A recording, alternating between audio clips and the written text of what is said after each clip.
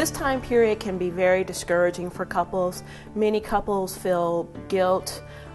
They may blame themselves for the trouble with conceiving. They may see friends and family who are starting their families and may feel somewhat saddened by the fact that they can't yet have the family that they wish for.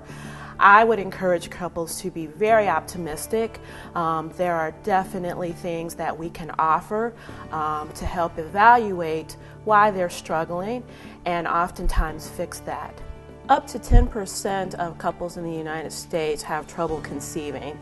When we're evaluating difficulty with getting pregnant, we look at three main causes.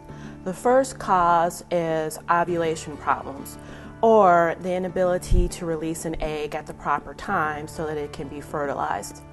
The second cause is anatomic problems. So there can be issues along the genital tract, including the fallopian tubes, the uterus, and the cervix, which can make getting pregnant difficult. The third cause is issues with sperm health and function. The initial stage of the evaluation is a thorough history. While taking the history, we pay close attention to any medical conditions that the woman may have that she's being treated for. Also, we pay attention to the menstrual history, which is the characteristic of the periods and any trouble that there may be.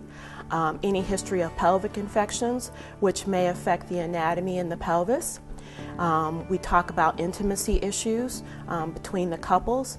And in terms of the father, we talk about urologic issues or injuries. The next step in the evaluation is a physical examination.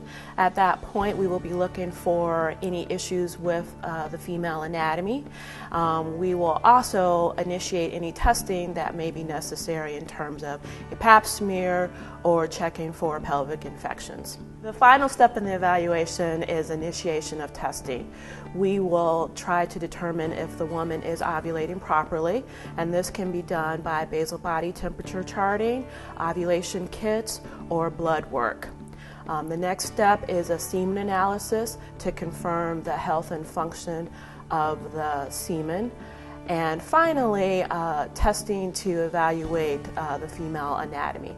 This may include ultrasound, other techniques such as a hysterosalpingogram, or maybe even surgery. Once the evaluation is completed, treatment is geared towards the problem, and this is individualized to the patient. Some forms of treatment may include lifestyle modification, which may include diet, weight loss, cessation of smoking, and drug use, things of that nature.